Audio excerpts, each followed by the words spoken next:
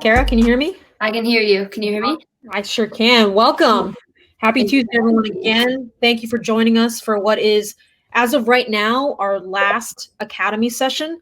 However, I'm going to put my email in the chat. If you have any suggestions on what sessions we should be adding, please let me know. We're open to doing more of these. We just want to make sure that we're getting sessions that are as productive for you all as they have been for us. So please send me any note that you might have in terms of a session that you want to see in the future. Definitely want to continue this going, but I know that everyone's kind of webinared out at this point. And so we're hoping that we can continue to find as much value as possible. So emails in the chat, hit me with your thoughts and ideas and suggestions on what sessions we should be adding or any ways that you might suggest that we make this a better experience moving forward. But this is definitely going to be coming back, just not yet sure when exactly that might be. Anyways, today we have an awesome session with Cara. Cara, your presentation that we went through yesterday was fantastic. I am fired up to see everyone react to some of the stuff that you've prepared. So Cara, welcome. I'm handing it over to you. I'm going to put your presentation up on here. Boom. Take it away. Cool. Hi, everyone. My name is Cara Kaye. I am social media creative content manager with Michigan State men's basketball. This presentation is over live storytelling, so kind of like going through what happens to prepare for and then execute on the game day or an event. So I will be running through that. And for sure, any questions during or afterwards, more than welcome. So I went to Michigan State undergrad, marketing, got my marketing degree and my master's from them actually. So I worked as a student at the basketball office when I was doing that, and kind of just started doing some things in Photoshop, helping out our SID at the time with, then it was Snapchat and then like taking pictures here and there, and then that turned into just more and more responsibility. And now I'm in charge of all of our social handles for men's basketball and creating a lot of the content that's going out on those. So that's one of my favorite pictures from the Final Four last year, which was a ton of fun. So like I said, social media and creative content, which obviously can mean a ton of different things. So for me, that's creating all of the content, planning that out, and then executing, posting it, deciding when and where and how that goes out.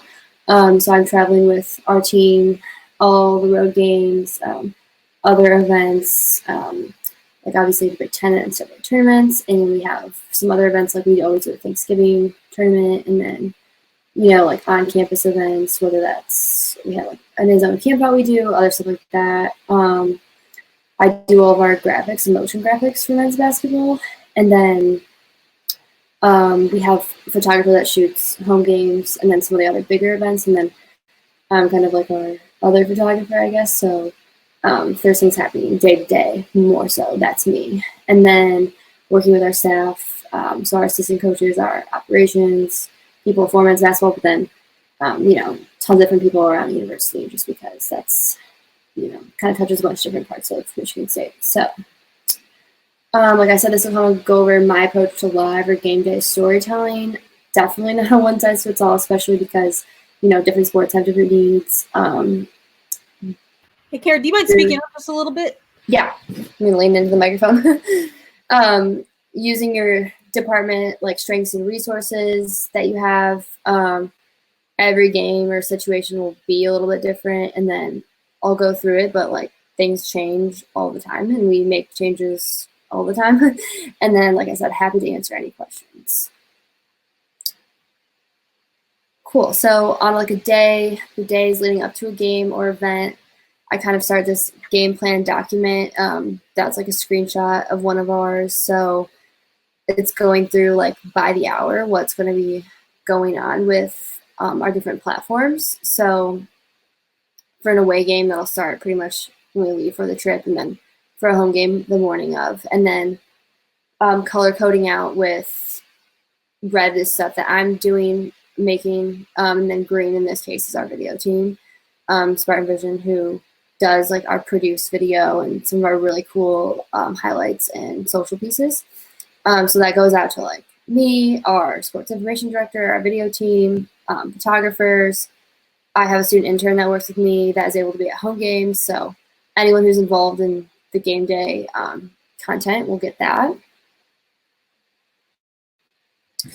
And then also in those days leading up to it, basically it's creating all the templates that we're gonna need. So that's like kind of a sample of what that looks like. So we have anything going on pregame, the game day graphics, starting five, all the way through, just having those ready to go, and then talking with our SID about, is anyone gonna break a record? We'd like to know that like actually way ahead of time because, you want to be able to create something for that. And then, different situations that might be happening at the game, whether that's different people being there or like a special anniversary, whatever that is. The actual day of the game, obviously making sure those templates are finalized, posting those as well, but then like making sure, so this is an example from when we played Maryland this year, we have, our different, like our Instagram story, game day graphic, and then the one that's going on Twitter and Facebook. And then something I started doing this year, which was helpful, just like creating an album in my phone for the game and having everything ready to go in that album. Like I said, morning of the game, normally posting those game day graphics. This year we were able, with the help of Spartan Vision, they are creating some like game day hype videos or trailers, if you might say, for some of our bigger games that have like a storyline going around them. So playing Michigan's always our rivalry game. So we had those for those games. And then some of our other bigger games like Maryland towards the end of the year. We hosted Duke for the Big Ten ACC Challenge. So working with them on like what those hype videos are gonna look like, or like what story they're gonna tell, and then they do a really great job executing on those. And we were able to develop a relationship with Sony Music this year, so we were able to actually get some really awesome music tracks. What's your favorite type of content to create on game days? Ooh, it's kind of fun just like in the moment, seeing like, what's happening. I think it was like used to be a huge thing, like everything used to be like pre-produced or like professionally done, but like now having a phone, like the cameras on those are so nice. So if you see something happening, I think it's kind of just fun to like, okay, what can we do with this? Sometimes it is me like texting one of our video guys or something like, hey, can you come get this or do this? But other times it's just like in the moment, like, okay, that was funny or that was cool. Like, what can we do with that? Like, I think that's always really fun. We're usually positioned to like capture some of that content, because obviously like positioning is like one of the most important aspects of being able to take advantage of that opportunity. Are you usually hovering around the bench? Are you hovering around the the concourse? Where typically are you?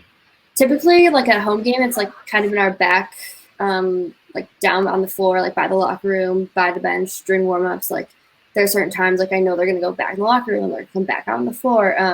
And then away games is where it gets funny because every arena is different. So now that I've been in the Big Ten for a while, I kind of know those arenas. Or like it's funny post game too, because if you win, you want to get those reactions.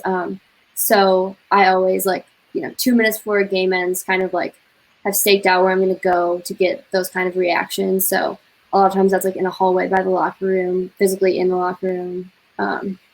It's always different. Cool. So.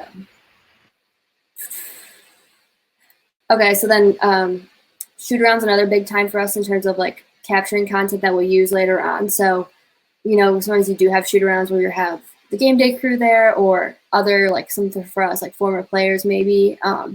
But then also it's the time where Spartan Vision, our video team's working on what we call a game day video that goes out like an hour, 2 hours before the game, but they're just taking a ton of footage from shoot-around.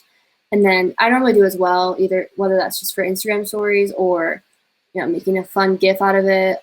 As you can see, our players have like a ton of personality, so just leaning on that to make something work. And then we don't always really do a shoot-around video. We more save some of those shots for what we'll use closer to the game.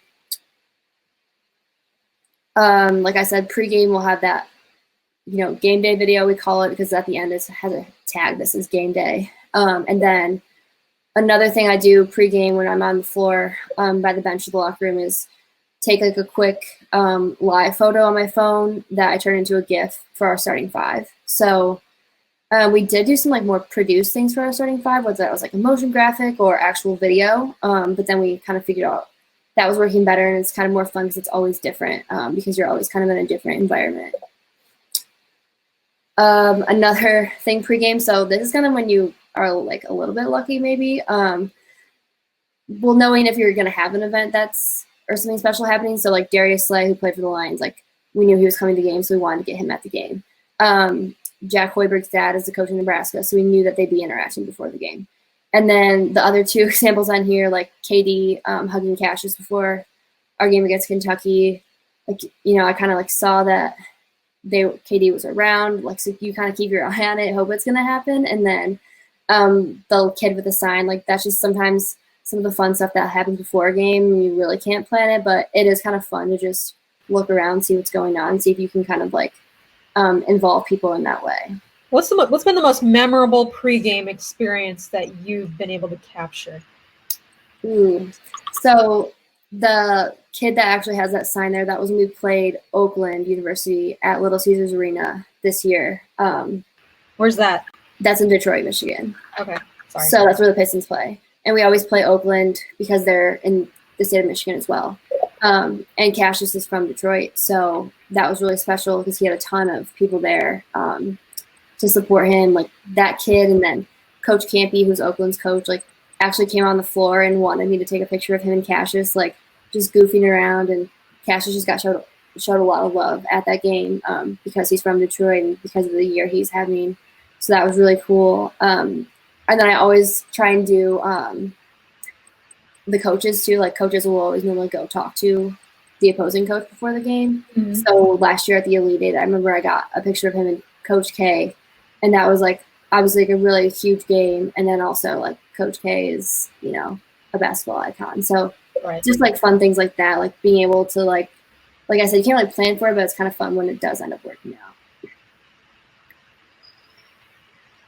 Okay, in game. So some of the big things we rely on are these like pre-made gifts that we do on our photo shoot day. That's normally in September, and it's like, you know, a white backdrop, and we have them in their uniforms, and like depending on the player, we ask them for different poses or whatever they want to do too. So like this is an example of like Rocket Watts' gift folder. So we have him, you know, flexing when he shoots a three, what he does, all those different ones. And then we went to Maui, so we did a bunch of lays this year too. And that must have been a really cool experience. That was that game day content plan that I showed earlier. Yeah. Like for a normal game, it's like 1.5 pages. I think for Maui, that was like 14 pages. And that's just because like you're kind of planning for anything that could happen, you know, but it was really cool. Did you get to enjoy, side note, did you get to enjoy Maui at all? Yes. It was beautiful. And then like we ended up playing early in the day a couple of the times, unfortunately, because we lost our first game.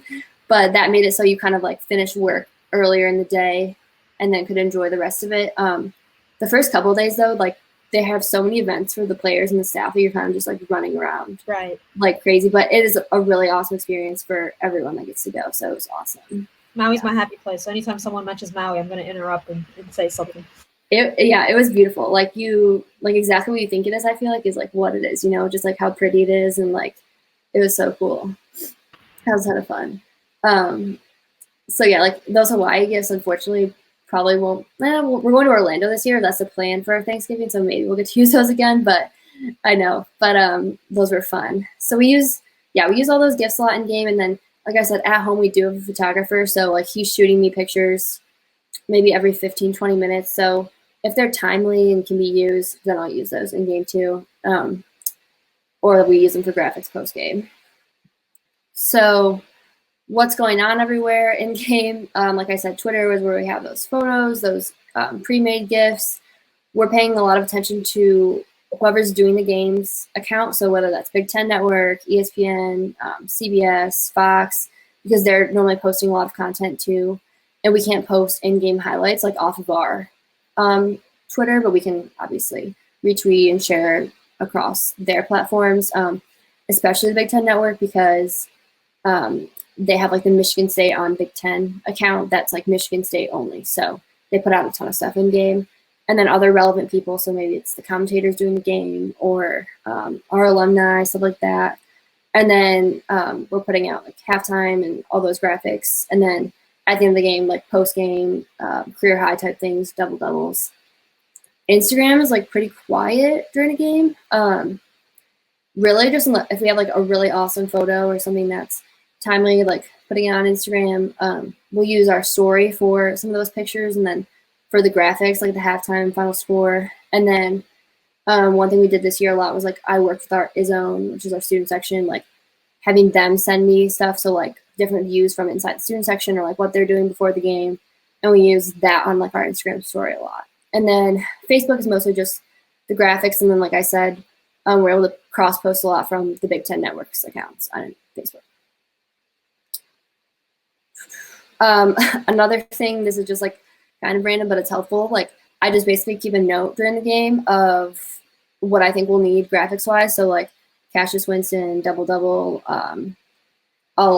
I pretty much know most of our players' career highs off the top of my head, like in the middle of a season. So like knowing who's close to that and just like making a note of it. Now I can ask our photographer for pictures too. So like, hey, I don't have any of so-and-so yet, but they're getting close to this. Like, can you try and get one before the game ends? And then also, this is really important for us for video. Like I'm keeping basically a running tab of plays I want to pull for social. So like, 14:06, like so-and-so 3-point, or like this bench reaction that I want. And then I'm talking with our video team. We have like a lot of video shooters at home games. On the road, we'll only have one. But like I'm talking to them throughout the game about what we want to pull for a post game, and then I'll explain that in a second, but we kind of spin those off into some social videos. Like I said, post game, like immediately we did like a victory for MSU gift this year. So like I had our fight song, like obviously when we won, we tweeted out immediately. And then we're posting the graphics on Twitter and Facebook, and then Instagram. We like stayed away from graphics this year, which everyone has different ways of using Instagram and has their own opinions. We were just using mostly just pictures, so we'll post pictures from the game. It's crazy how it's evolved over time. Instagram initially was very much a final score, halftime score, pregame shot, and now it's really just about the imagery more than anything.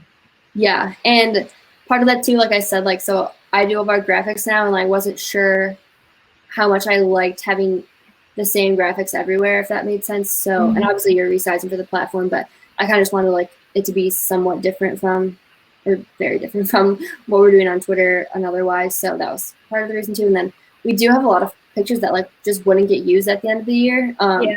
So like having Instagram as a place where like all those can live, I think was like, it worked out well for us this year. So this kind of ties into your question earlier, like where do you go after a game, or like where are you getting the best content? The kind of the background picture with all the water is like in the locker room at Maryland this year. And then the other one's in a hallway at the Breslin Center. So if it's a big game, like we beat Maryland, kind of a game we really wanted to win, and we knew it was going to be a big reaction because it's a road game. Typically that elicits more of a reaction. Like I'm texting our video guy, like, all right, like, let's sprint to the locker room after the game. Like I'll stand here, you do this there. And then he basically at that game like exported a video like really fast for us to post.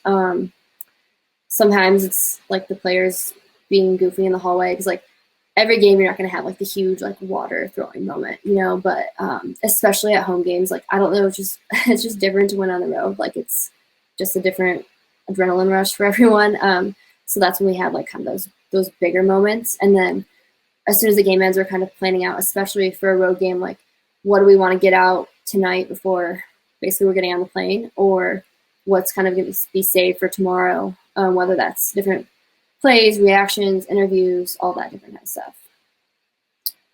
And then the day after game, we always have a cinematic highlight that's going out that's made by our Spartan Vision team. So that's, a minute-ish of highlights from the game. And then they do an all-access show. So they'll have an all-access piece on most of our wins.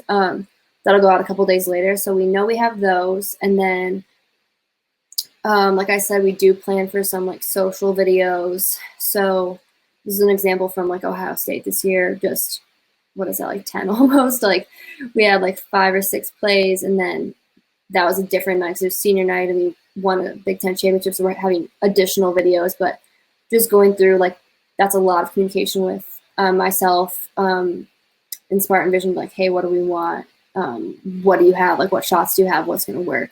And then planning out for that content. So it's a lot of collaboration. Like me, our video team, and then our SID, Max, like we're always talking, like we're always in communication on, you know, like we had a couple different records this year get broken or get tied. So like knowing that stuff, like, and then post game, what's going on. It's just a ton of different, like, bunch of communication between all of us to eventually get out what you see on Twitter or Instagram, all that jazz. So yeah, happy to have any questions. Awesome. We got a ton of questions coming in, Cara. So let's start right off where you left off, and it ties into this one.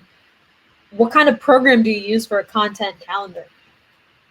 Yeah, so I use basically a Google Calendar, and I just have everything on there, and like I color code everything based on where it's going.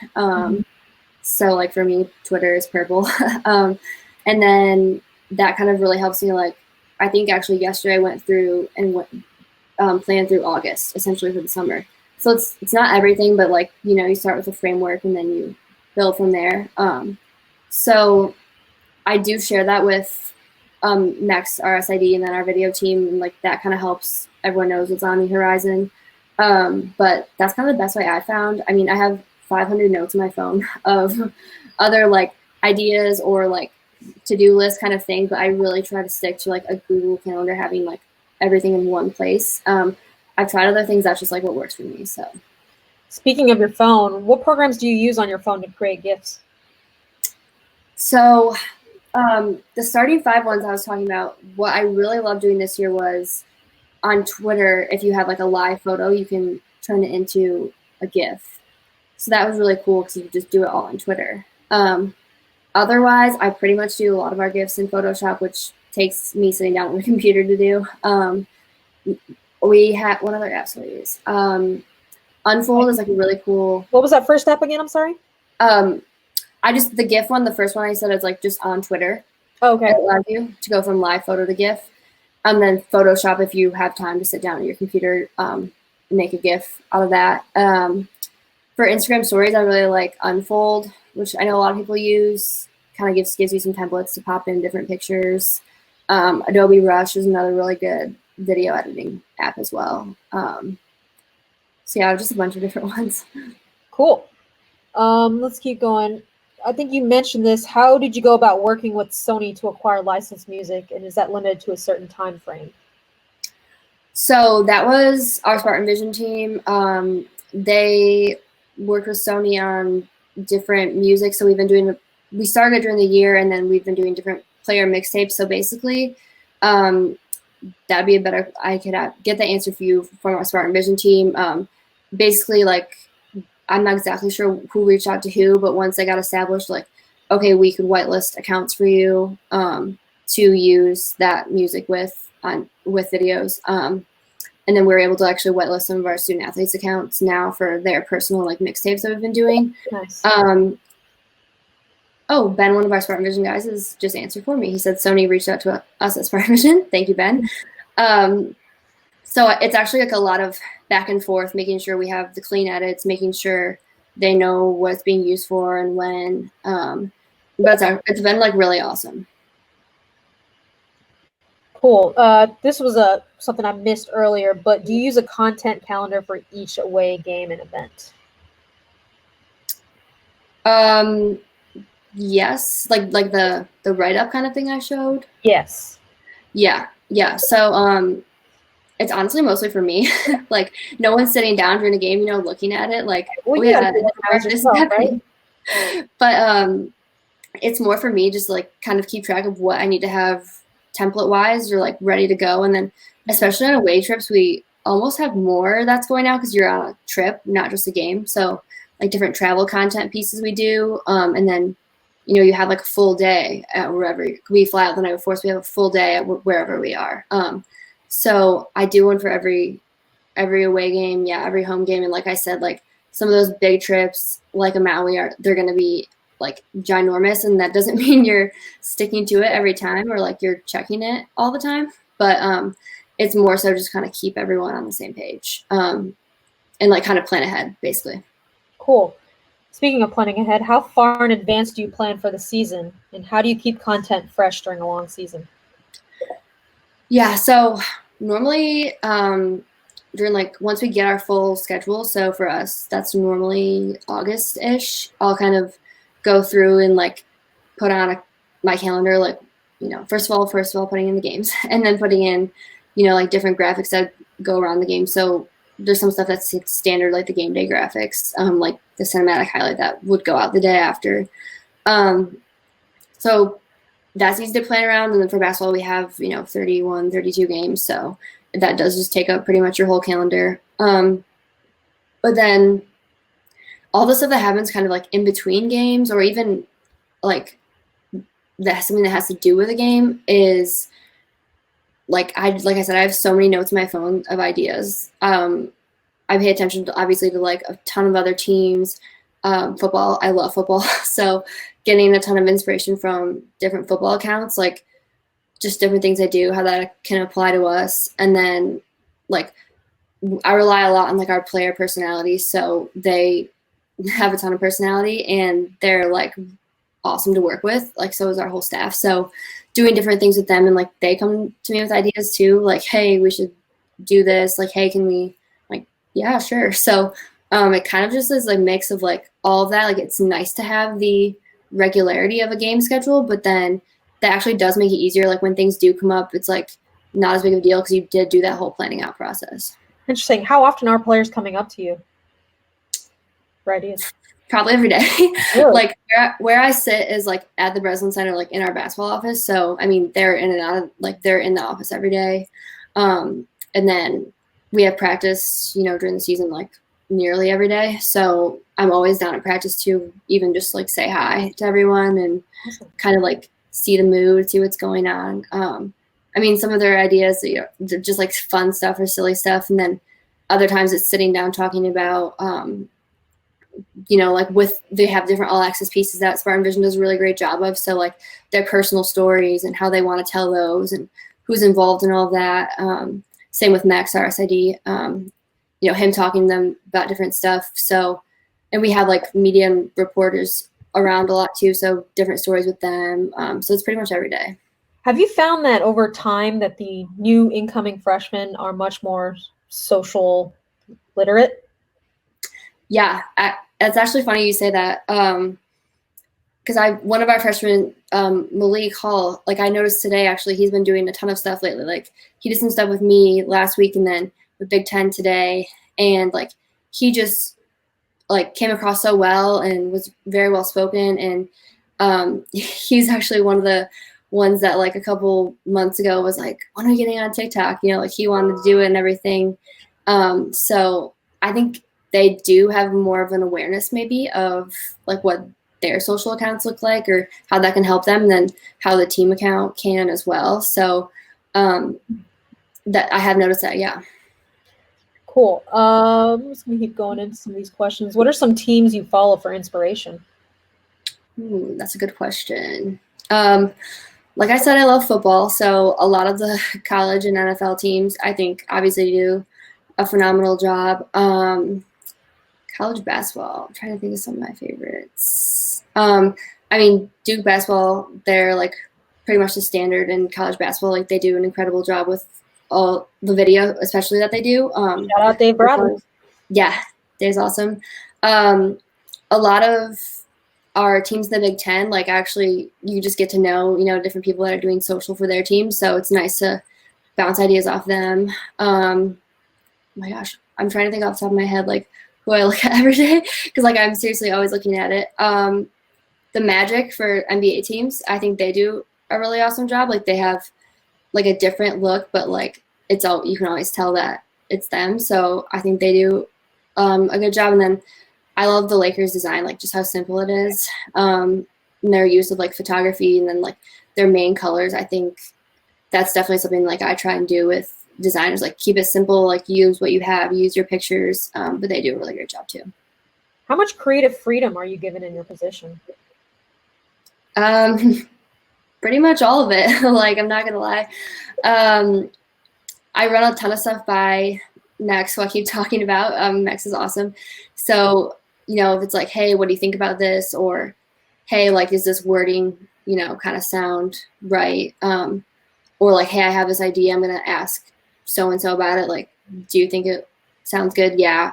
Same with our coaches. Coaches does not like social media, as he's made known, but he understands it. And our assistant coaches are really great about it. So like they'll see stuff and be like, hey, we should try something like this, or like, hey, like, or if I come to them with an idea, like they've probably seen something similar, or they're always, on board to help me out with it. So what's funny about Coach Izzo not being in on social media is his nephew, who is Mike Buckland, who's the VP. Who I used to work for Mike Buckland at ESPN. He now runs digital content at Fox Sports. His entire world is around digital video and social media, which is kind of, it's funny that he hasn't rubbed off on maybe Buck, who's not on this, but doesn't have the influence that he thinks he does.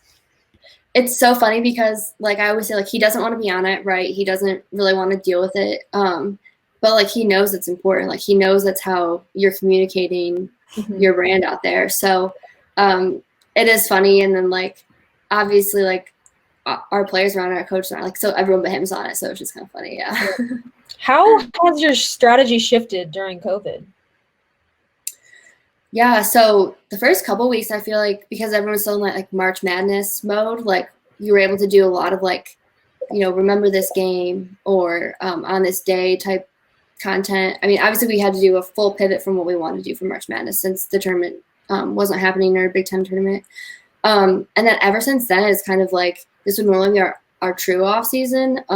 So it's just very different because you don't even have like, a season for the last month to like recall. So we've done some different things. We've done some different like Q&As with our players on Twitter. We've gotten like our nutritionists involved in doing, recipes during the week. Some different like individual player stuff. So I kind of talked about those mixtapes we worked on earlier. That was our Spartan Vision team. So like making different player highlights, which we probably would have done anyway, but I guess kind of the timeline just shifts up.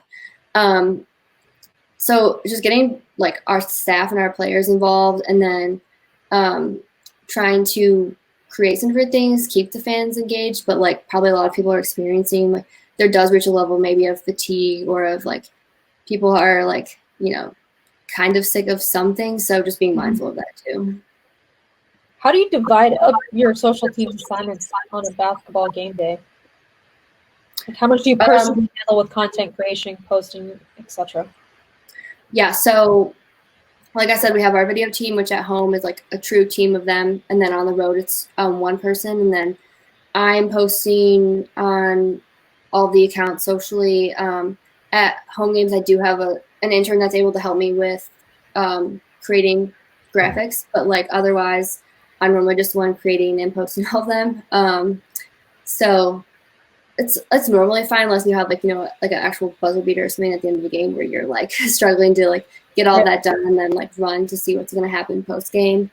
And then after the game, pretty much just sitting down with, I say sitting down, normally it's talking in a hallway with our video team, with Max, like figuring out what we all have, like what we're going to post or like what's going on. So a lot of it, like, or I post most of it, but I'm getting like a ton of different input from those different people.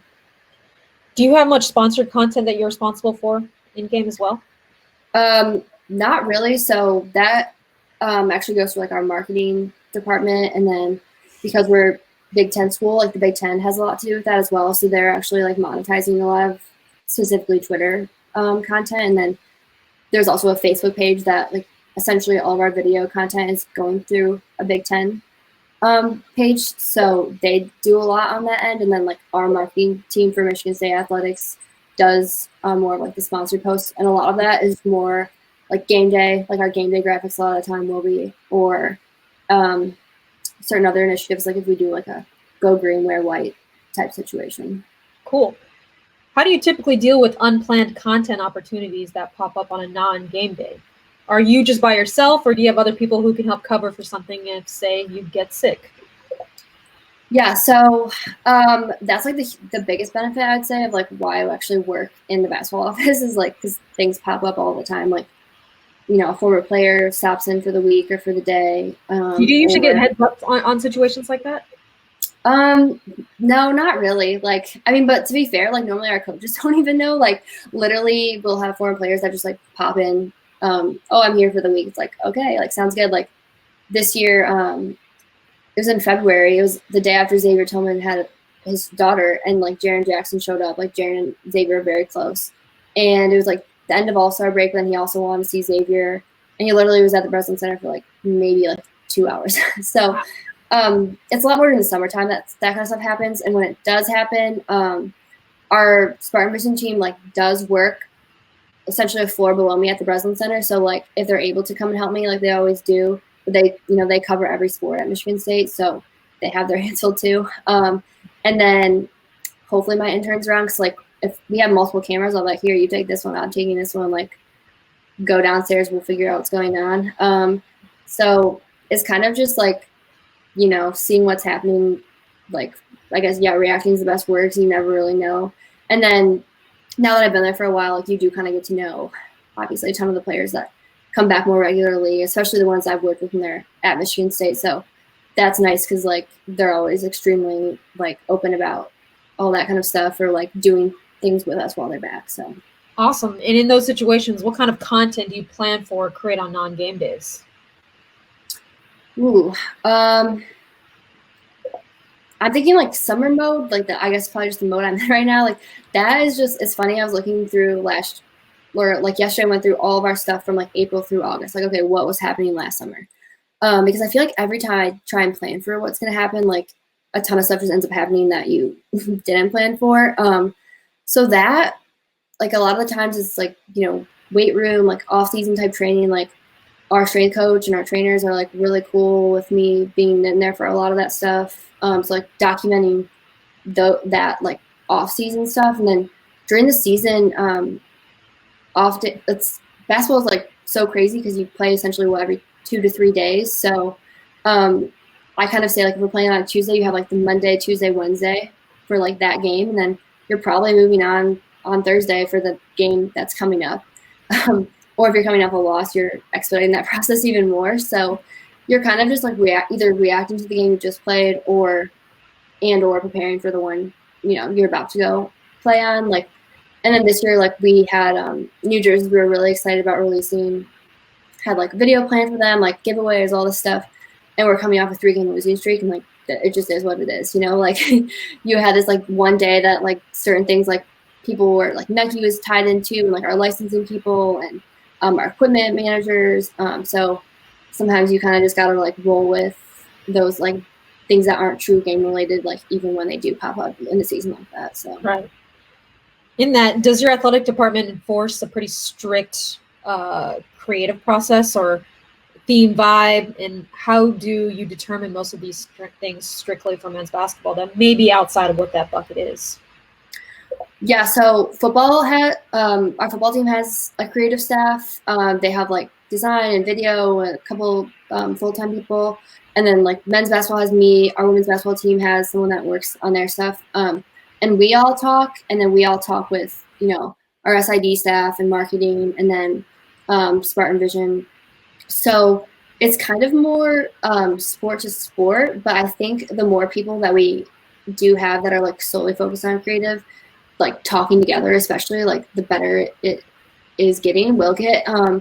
Eventually, like I think, you know, a lot of schools are moving to like having creative services, and that's housing, you know, your social media people and your graphic design people and video, and like how that breaks out per sport is just like so different. Like It's funny, like everyone you talk to does it a different way. So like it's hard to say like this is the best way to do it. This is like the way you should do it.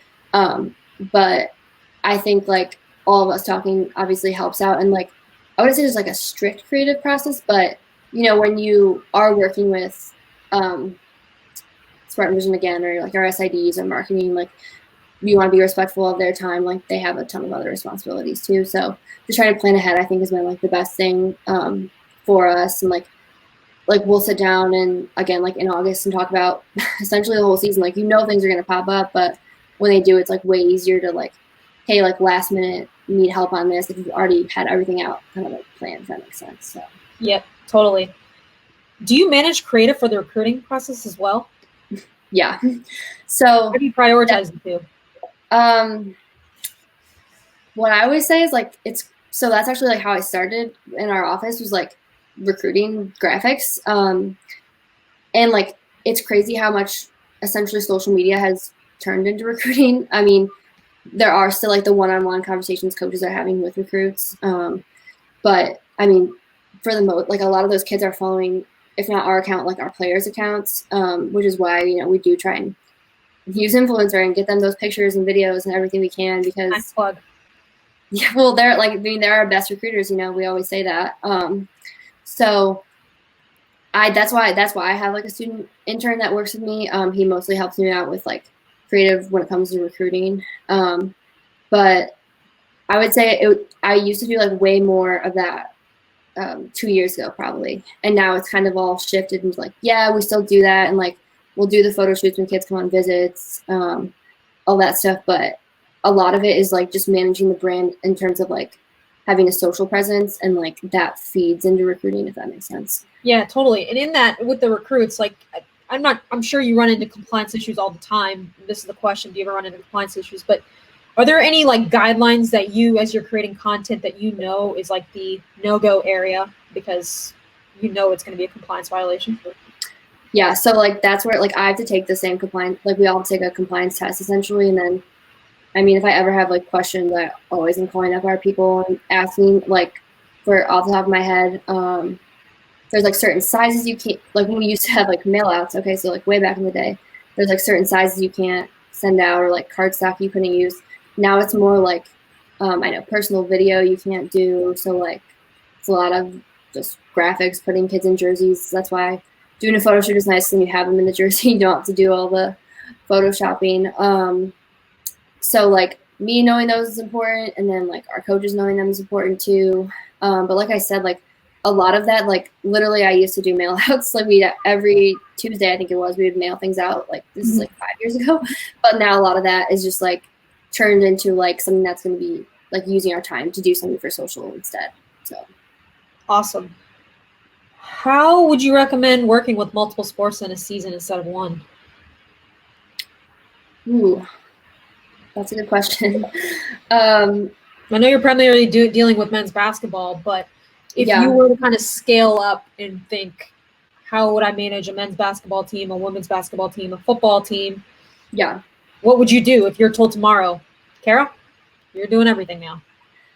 I think, well, first of all, I think like design, or like what you're actually putting out there, like those brand standards, if you will, have to be like extremely clearly defined. Like I wouldn't say have a template for everything, because you know things are going to pop up, and like you don't want everything to look the same. You want there to be some difference and some freedom, but like having different pieces that you're able to work with in different ways in terms of like design. And then also just like getting all the different departments involved as much as you can in the different sports, like knowing kind of what's going on. I'm sure you'd have to have a massive content calendar if you're paying attention to all those. And then, you know, a lot of different sports, like their coaches are going to have their own accounts as well too, that you're going to kind of want to keep your eye on. So, and then like there always, you know, will be a point person for every sport who has their eye on social, or is thinking about it, or thinking about recruiting, which ties into it. So I think you have to have like a really good relationship with whoever that person would be, whether that is the director of ops or an assistant coach. That's definitely like for working with one team, like huge for me is, you know, knowing what like our assistant coaches want, and knowing like our director of ops actually played for coaches though. So that's really helpful too. Like, what do you think of this idea? Or do you think this would be cool? Like just having that person on the staff that's like tied into what the coach would want, and like the vibe of the team, if you will. Awesome. And the last question we got, Cara, is how does the department overall look at social media content, creative posting duties falling on your team versus the SIDs helping out? It's a mouthful of a question here. So does it differ home versus away? Does it depend on the team? Kind of give a little bit of overview of all this. Yeah. So I think it's like I said, so like for basketball, for men's basketball, and then for football, we have like creative people on staff, which is like fairly new. Football has had that for longer under Coach D'Antonio, not Coach Tucker. I think it's like a huge collaboration process if you do have, you know, SIDs and creative. Like I literally keep talking about Max, but Max and I during this time are on the phone like 7 times a day, not even kidding you, talking about like, you know, different ideas or like what's going on with different people. And then during the season, that's like, I mean, you're in person, so you're not on the phone as much, but you're collaborating all the time. So I think our SIDs that don't have creative people, so like for volleyball or softball or our Olympic sports, like they do have to think about creative and post and, you know, be mindful of all that, which is hard because obviously it's like turned into a job that's the only job, you know. So we do have like a graphic designer for Michigan State, and then like I said, Spartan Vision and stuff. So like, but they have had to like essentially wear both hats. But I think like as creative becomes more and more important across the country at different universities, you know, you're gonna have to have people that are like basically only doing creative, or like, because that collaboration is when it's works the best for us and has been, you know, the easiest for us, I would say. Cool. Well, Cara, this was wonderful. Thank you so much for this. Thank you for having me. Is there any final thoughts you wanted to share? Best advice you want to give? I would just say like this is like a lot of different ideas I've taken from a lot of different people. Like I've talked to Dave at Duke a bunch. Wisconsin, I know their people really well. Michigan. So like talk to people in your conferences or like that work in the same sport as you. I think that's been like super helpful for like my process. And, you know, like take bits and pieces. Things will work, things won't work, but just kind of figure out what works for you. So awesome. Well, with that, thank you for everyone. Please shoot me an email. I'm going to put it in the chat once again if you have any suggestions on future Academy sessions we should be running. We'll be back soon. Stay safe out there. Thanks again, Cara. Appreciate your time. Thank you. Bye, everyone.